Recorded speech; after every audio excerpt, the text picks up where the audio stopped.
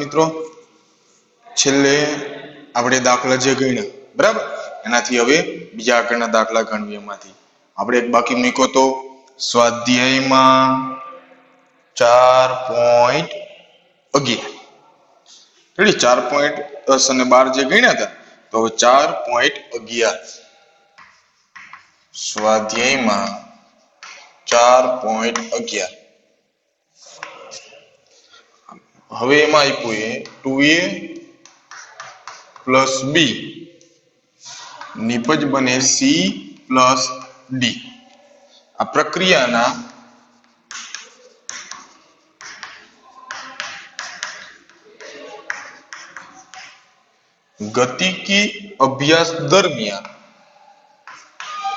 गतिकी अभ्यास दरमियान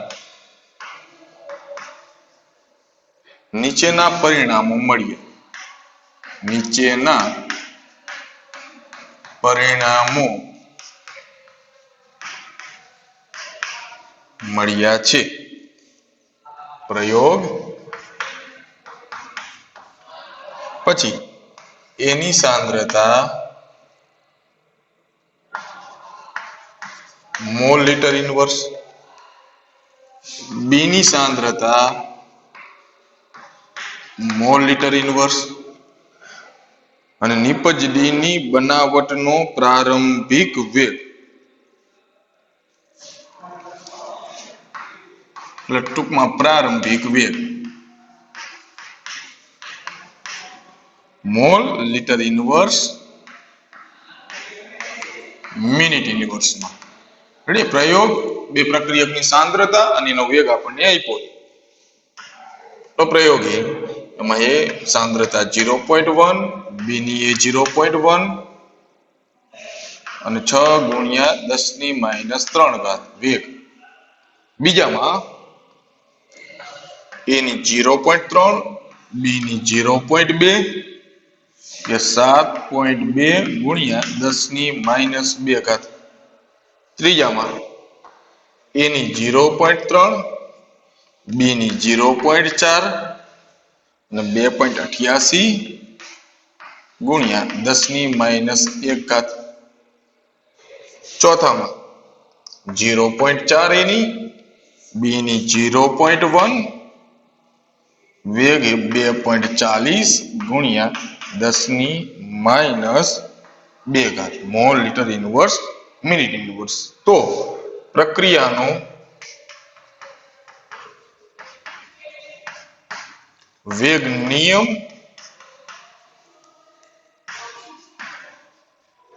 અને वेग अचळांक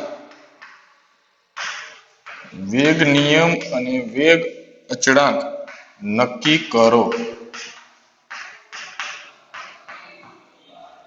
बराबर तो हवे जे समीकरण आप्યું है जे प्रक्रिया है ए प्रक्रियाનો वेग नियम तरीके लखवो होय जे प्रक्रिया आप्યો है एनो वेग नियम तो लखाय वेग बराबर वेग अचळांक के ए ની सांद्रता ની x ઘાત ધારો કે x ની સાપેક્ષ a ની સાપેક્ષમાં x અને b ની સાપેક્ષમાં y આપણે કીધું વેગ નિયમ બનાવો પણ આ જે વેગ નિયમ છે એમાં x અને y ની સાંદ્રતા તમે મેળવી આવો તો વિકલિત વેગ સમીકરણ બની ગયું તો આમે શું ગણવું પડશે x અને y ની સાંદ્રતા એ મળી જાય x અને y ની કિંમત મળી જાય તો કોઈ પણ એક પ્રયોગ લઈ લેવાનો અને એની સાંદ્રતા મૂકવાની b ની મૂકવાની વેગ મૂકવાનો તો વેગ અચળાંક મળી જશે તો પેલા x અને y ની કિંમત મેળવવી તો એના માટે પેલા તો ચાર સમીકરણ બનાવી નાખો આ વેગ નિયમને આધારે बराबर तो पहलू समीकरण एमांथी वेग है 6 गुणिया 10 ની -3 घात बराबर वेग अचळांक के ए ની सांद्रता 0.1 एनी x घात b ની सांद्रता 0.1 एनी y घात कंप्लीट समीकरण नंबर 1 बीजो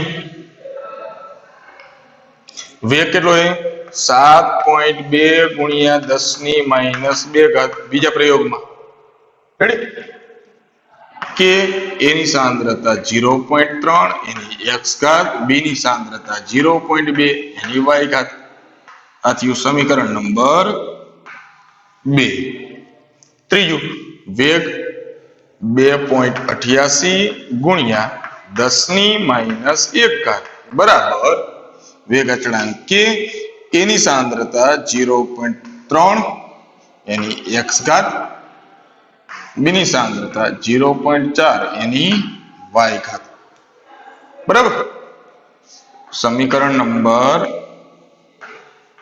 3 ચોથું વેગ એ 2.40 ગુણ્યા 10⁻2 બરાબર વેગ અચળાંક કે એની સાંદ્રતા 0.4 એની x ઘાત અને b ની 0.1 એની y ઘાત સમીકરણ નંબર 4 હાલો તો હવે 4 માંથી કયા સમીકરણને કોના વડે ભાગશો તો જો સરખી સાંદ્રતા હોય પેલા ગોતો એમાંથી આમાં એની 0.1 b ની 0.1 છેલ્લું સમીકરણ જો એની 0.4 અને b ની 0.1 એ તો આ બે સમીકરણનું ગુણોત્તર લેશો પહેલું અને ચોથું તો y વાળું કેન્સલ થઈ જાય ફક્ત x વાળું જ વધે ને બરોબર તો 1 ને 4 વડે ભાગો તો 1 ના છેદમાં 4 આવશે 4 ને 1 વડે ભાગો 4 ના છેદમાં 1 તો આપણે ભાગી પેલા આ કેન્સલ કરવા માટે પછી બીજું કયું લેશું 3 અને 2 સમીકરણ 3 ને સમીકરણ 2 વડે ભાગી નાખશું જેથી આ 3 વાળું કેન્સલ થઈ જાય y ની કિંમત મળી જશે એમાંથી રેડી હવે જો તો પહેલા લેવી સમીકરણ 4 ને સમીકરણ 1 વડે ભાગતા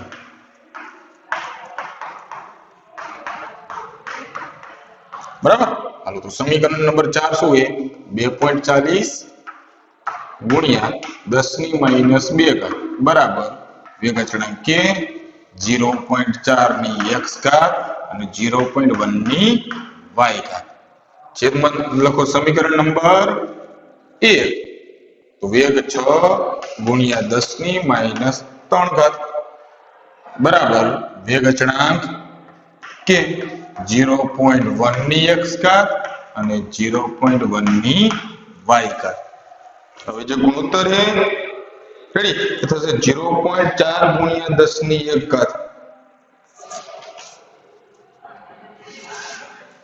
0.4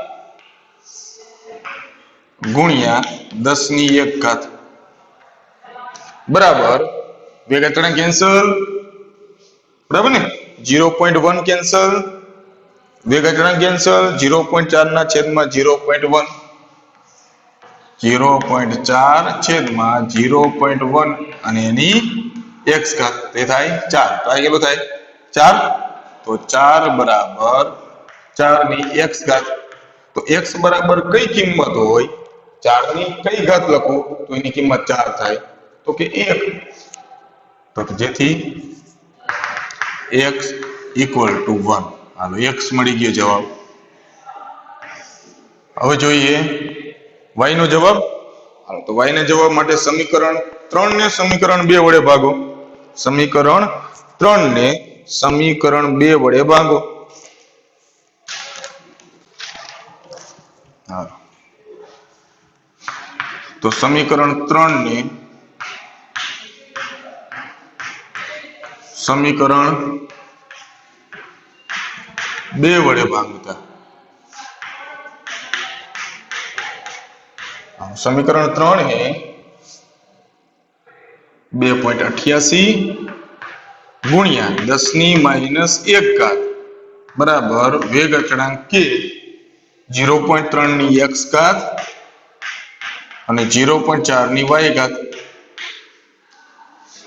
છેદમાં સમીકરણ નંબર 2 7.2 ગુણ્યા 10⁻2 ઘાત બરાબર વેગ અચળાંક કે 0.3 ની x ઘાત અને 0.2 ની y ઘાત બરાબર ને હાલો એનો જે ગુણોત્તર તરીકે પેલા તો 3 3 કેન્સલ કે કેન્સલ આનો જે ગુણોત્તર એ તમને જવાબ મળશે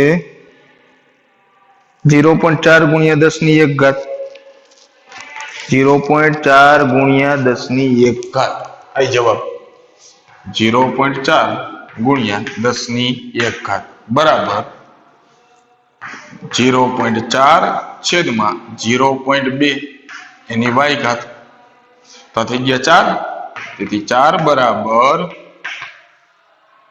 4 ના છેદમાં 2, તો કેટલા થઈ ગયા 2, 2 ની y ઘાત. તો 2 ની કેટલી ઘાત લખું તો 4 થાય? 2 ઘાત. જેથી y ઇક્વલ ટુ 2, y બરાબર 2. તો એની સાપેક્ષમાં x પ્રક્રિયાક્રમ હતો એટલે 1 થયો, b ની સાપેક્ષમાં y પ્રક્રિયાક્રમ હતો 2. તો વેગ નિયમ, એનો વેગ નિયમ બરાબર વેગ અચળાંક k, એની સાંદ્રતાની x ઘાત હતી તો અહીંયા 1 અને b ની સાંદ્રતાની y ઘાત હતી તો એ 2. કમ્પ્લીટ. હાલો, વેગ નિયમ મળી ગયો. હવે શું કીધું? વેગ અચળાંક નક્કી કરો. તો વેગ નિયમ મળી ગયો. આપણે વેગ અચળાંક ગણવો હોય તો 3 વસ્તુ જોઈએ. એક જોઈએ બંનેની સાંદ્રતા અને ત્યારનો વેગ. તો આ 4 માંથી કોઈ પણ એક કિંમત મૂકી દો, કોઈ પણ એક કિંમત. દાખલા તરીકે મૂકવી આપણે પહેલી કિંમત. રેડી? પહેલી કિંમત એમાંથી સમીકરણ જે 1 માં છે, તો સમીકરણ 1 માં વેગ બરાબર વેગ અચળાંક k, એની સાંદ્રતા 1 ઘાત, b ની સાંદ્રતાની 2 ઘાત. હાલો, વેગ કેટલો છે? 6 ગુણ્યા 10 ની માઈનસ 3 ઘાત બરાબર વેગ અચળાંક k, એની સાંદ્રતા છે 0.1 અને b ની સાંદ્રતા છે 0.1, એનો વર્ગ. હાલો, તો k બરાબર 6 ગુણ્યા 10 ની માઈનસ 3 ઘાત છેદમાં 0.1 ગુણ્યા 0.01, તો કેટલું થઈ જાય? 10 ની માઈનસ 3 ઘાત થાય ને. તો k બરાબર 6 ગુણ્યા 10 ની માઈનસ 3 ઘાત છેદમાં 10 ની માઈનસ 3 ઘાત. કેન્સલ. તો k બરાબર 6. એકમ કયા ક્રમની પ્રક્રિયા છે? તૃતીય ક્રમની. કારણ કે પ્રક્રિયાક્રમ કેટલો થાય? પ્રક્રિયાક્રમ થશે 3. તો એકમ મોલ માઈનસ 2 લીટર સ્ક્વેર. સમય મિનિટમાં, તો મિનિટ ઇન વર્ષ. તો એનો વેગ અચળાંક. કમ્પ્લીટ. રેડી? તૃતીય ક્રમની પ્રક્રિયા માટેનો એકમ લખ નાખવાનો. તો આમાંથી તમને જવાબ મળી જશે. જવાબ એમાંથી મેળવવો ને, દાખલા તરીકે જો એટલે આપણે આ બે સમીકરણ લીધા, b ની સાંદ્રતા અચળ રાખી એટલે એને આધારિત તો વેગમાં કોઈ ફેરફાર થશે નહીં. એની સાંદ્રતા 0.1 માંથી 0.4 કેટલી કરી? 4 ગણી. બરાબર ને? તો અહીંયા જો પેલા વેગ કેટલો હતો? 6 ગુણ્યા 10 ની માઈનસ 3 ઘાત. હવે કેટલો થયો? 24 કરું તો 24 ગુણ્યા 10 ની માઈનસ 3 ઘાત થાય ને. તો કેટલા ગણો થયો? 4 ગણો. તો સાંદ્રતા 4 ગણી કરી તો વેગે 4 ગણો થયો. તો કયા ક્રમની હોય? પ્રથમ ક્રમની. તો એની સાપેક્ષમાં પ્રથમ ક્રમની હશે. તો એની x ઘાત એટલે 1 આયો ને જવાબ. બીજું લઈ લો. આ બે માંથી એની અચળ છે તો ફક્ત આની બદલાય. 0.2 માંથી કેટલી કરી? 0.4. આ લખું 28.8 ગુણ્યા 10 ની માઈનસ 2 ઘાત. તો 7.2 હતી એમાંથી 28.8 કેટલા ગણી થયું? 4 ગણી. સાંદ્રતા 2 ગણી કરી પણ વેગ 4 ગણો વધ્યો. તેનો મતલબ કયા ક્રમની હોય? દ્વિતીય ક્રમની. તો y બરાબર 2 હશે. બરોબર?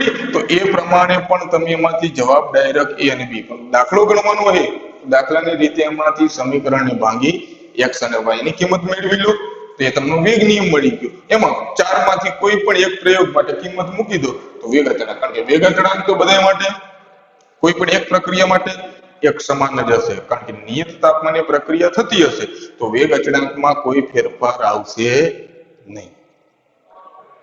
ખબર પડી? તો એ જે વેગ નિયમને આધારિત જે દાખલાઓ છે એ કમ્પ્લીટ એમાં કરી નાખવાના. બરાબર?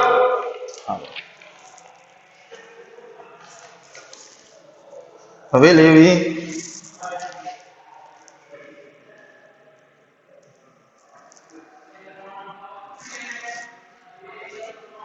ચાર પોઈન્ટ 14 પછી લેવી. 15 તો ગણવો નથી એમાંથી. 4.16.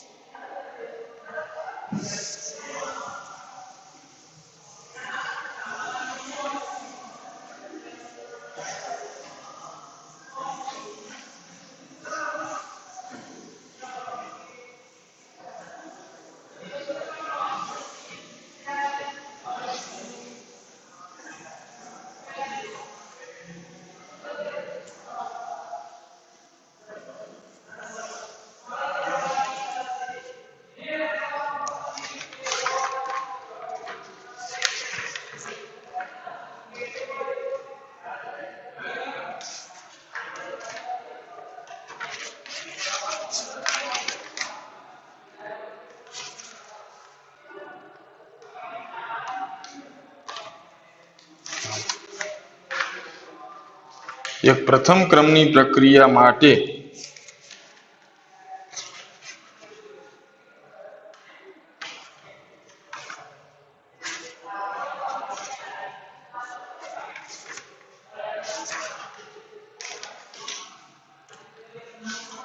ચાર પોઈન્ટ 16 રેડી સ્વાધ્યાય પ્રથમ ક્રમની પ્રક્રિયા માટે વેગ અચળાંક 60 સેકન્ડ ઇનવર્સ છે 60 સેકન્ડ ઇનવર્સ છે પ્રારંભિક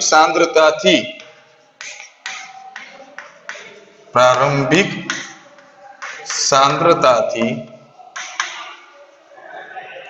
તેના છઠ્ઠા ભાગના મૂલ્ય જેટલી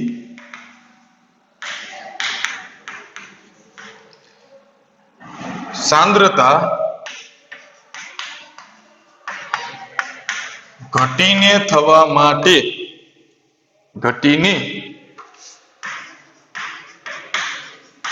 માટે તે કેટલો સમય લાગશે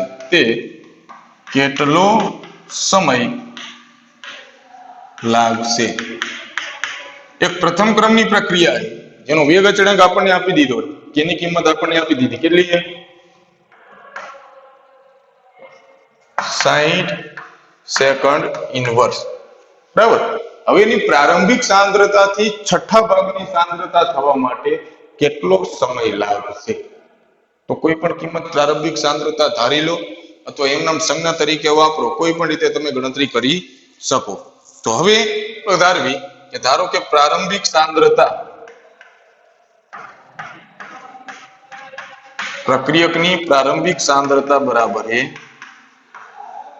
R0 બરાબર અને એ t સમય પછીની જે સાંદ્રતા છે એ કેટલી થવા માટે t સમયની સાંદ્રતા જે મૂળ સાંદ્રતા છે એના છઠ્ઠા ભાગની તો બરાબર 1/6 R0 મૂળ સાંદ્રતાથી છઠ્ઠા ભાગની થવા માટે સમયમાંથી ગણવું હોય મૂકી દો પ્રથમ ક્રમની પ્રક્રિયા માટે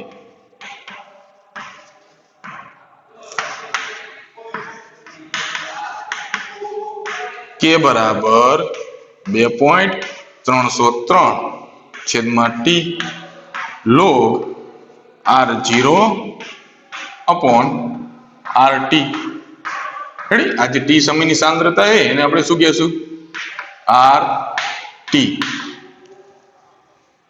તો t કરતા બનાવો સમય t બરાબર 2.303 વેગ અચળાંકની કિંમત કેટલી છે 60 log R0 છેદમાં 1/6 R0 કેન્સલ છેદનો છેદ અંશમાં તો 2.303 છેદમાં 60 log 6 ની કિંમત હશે 0.7782 2.303 છેદમાં 60 ગુણ્યા 0.7782 એ કુલ જવાબ થશે 0.02986 0.02986 સેકન્ડ રેડી તો એ કેટલો સમય લાગશે 0.02986 સેકન્ડ જેટલો સમય લાગશે હું એમ કહું આઠમા ભાગની થવા માટે તો પ્રારંભિક સાંદ્રતા R0 t સમયની સાંદ્રતા પ્રારંભિક સાંદ્રતાથી આઠમા ભાગની કરી નાખો અને 1/8 બરોબર એમાંથી કોઈ પણ 12મા ભાગની કે 1/12મા ભાગની સાંદ્રતા થવા માટે તો લાગતો કારણ કે એટલી ભાગની સાંદ્રતા કરી નાખવાની છે બરાબર હવે આગળ જે પ્રશ્ન છે એ સ્વાધ્યાયમાં 19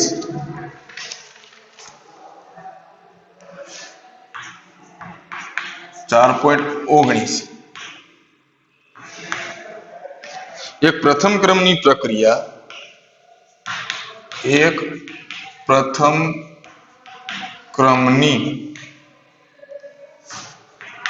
પ્રક્રિયા 30% વિઘટન પામે 30% વિઘટન પામે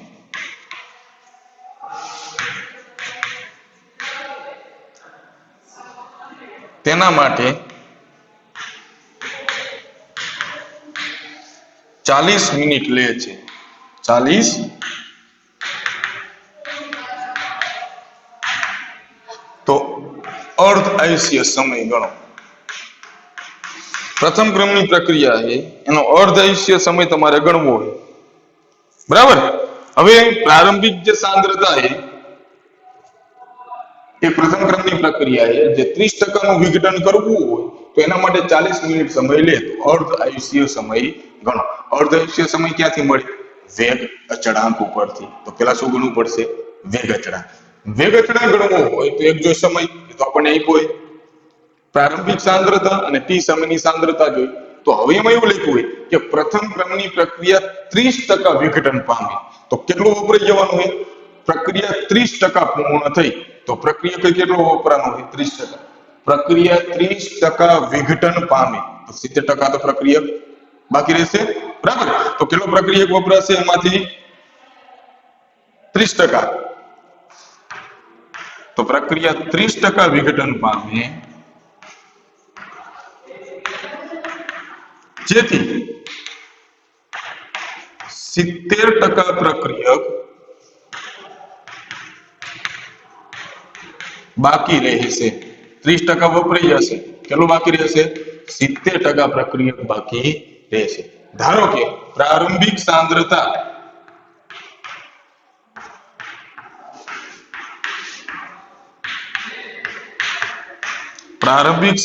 है R0 रेडी प्रारंभिक सांद्रता કેટલી છે R0 તો આજે सांद्रता જે હશે હવે t સમયની सांद्रता કેટલો પ્રક્રિયક બાકી હશે તો કે 70% 30% તો વપરાઈ ગયો તો t સમયની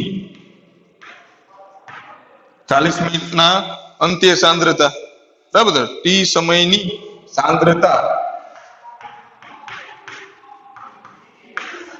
RT बराबर R0 ना 70% बाकी दिया ने तो R0 ना 70% तो शू थे R0 गुणिया 70% वरी काढ्યું હોય તો છેદમાં 100 तो बराबर 0.7 R0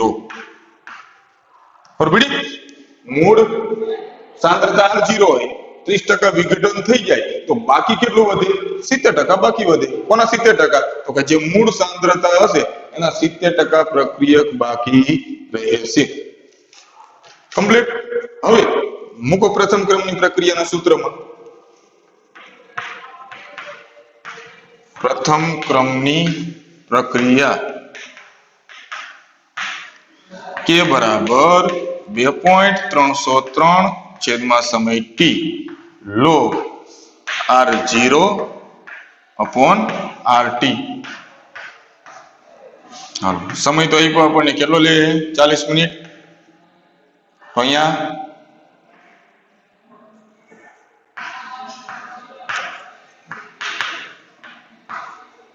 40 મિનિટ સમયની સાંદ્રતા અથવા 40 મિનિટ પછી સાંદ્રતા તો 2.303 છેદમાં 40 log R0 છેદમાં 0.7 R0 2.303 છેદમાં 40 log R0 કેન્સલ 1 ના છેદમાં 0.7 એટલે થાય 1.428 1.428 बराबर आता है 0.057 log 1.428 नो log તમે ગણશો તો એ log થાય 0.1547 બરાબર તો કુલ જવાબ થાય 0.008906.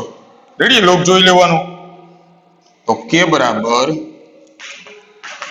8.906 ગુણ્યા 10⁻³ પ્રથમ ક્રમની પ્રક્રિયા છે, સમય મિનિટમાં, તો મિનિટ ઇનવર્સ. મળી ગયો વેગ અચળાંક, પણ આપણે અર્ધ આયુષ્ય સમય જોઈએ. તો પ્રથમ ક્રમની પ્રક્રિયા માટેનો અર્ધ આયુષ્ય સમય બરાબર 0.693 છેદમાં કે. તો 0.693 છેદમાં 8.906 ગુણ્યા 10⁻³ બરાબર. મળે તમને જવાબ 0.07781. ઉપર જાય તો 10⁻³ તો 3 ઘાત આપી દો 77.81. તો એનો અર્ધ આયુષ્ય સમય 77.81. એકમ કયો લખશો? મિનિટ. રેડી? કારણ કે એકમ બધા મિનિટ નહીં પાય તો અર્ધ આયુષ્ય સમય 77.81 મિનિટ. ખબર પડી?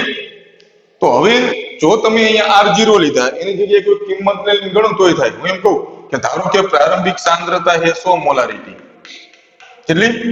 પ્રારંભિક સાંદ્રતા R0 બરાબર ધારી લીધી કોઈ કિંમત 100 મોલારિટી છે, તો 30% વિઘટન થઈ ગયું, તો કેટલો પ્રક્રિયક બાકી રહે?